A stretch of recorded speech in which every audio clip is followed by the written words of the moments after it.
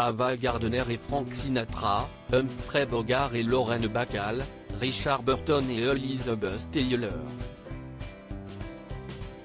Les couples mythiques du cinéma hollywoodien ne manquent pas. Et parmi les histoires d'amour qui ont marqué l'époque, celle qui a uni Clark Gable et Carole Lombard possède probablement l'une des fins les plus tragiques qui soient.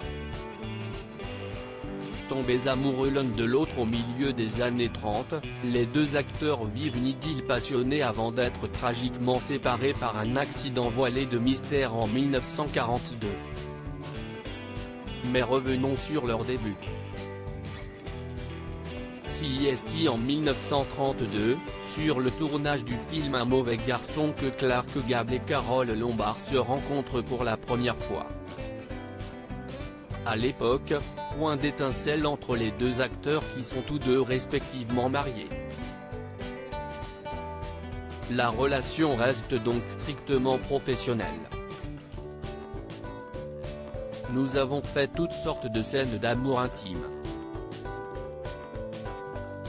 Et je n'ai jamais vibré pour lui d'une quelconque manière, avait même révélé Carole Lombard au réalisateur, Garson Kanin, qui a par la suite rapporté ses propos dans son livre Hollywood, Les années folles.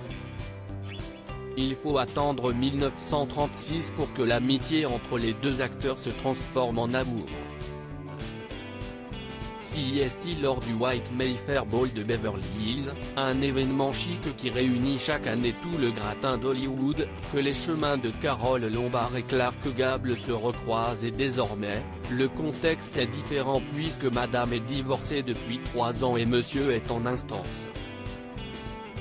Les deux acteurs tombent dans les bras l'un de l'autre et se marient 3 ans plus tard, en 1939. Un nouveau couple hollywoodien est né. Malheureusement, une tragédie va les séparer au début des années 40. Après l'attaque de Pearl Harbor, Carole Lombard retourne sur sa terre natale, en Indiana, pour aider à financer les opérations militaires.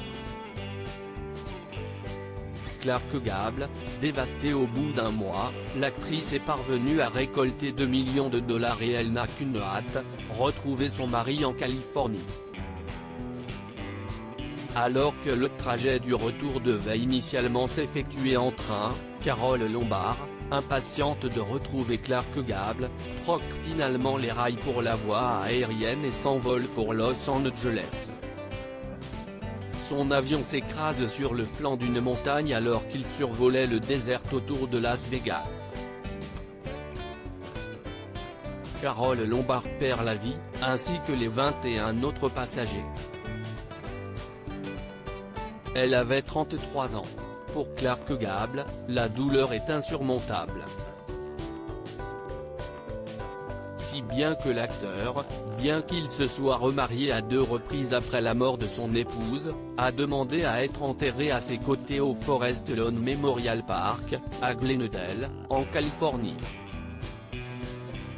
Il décède en 1960 d'une crise cardiaque. Loading Widget.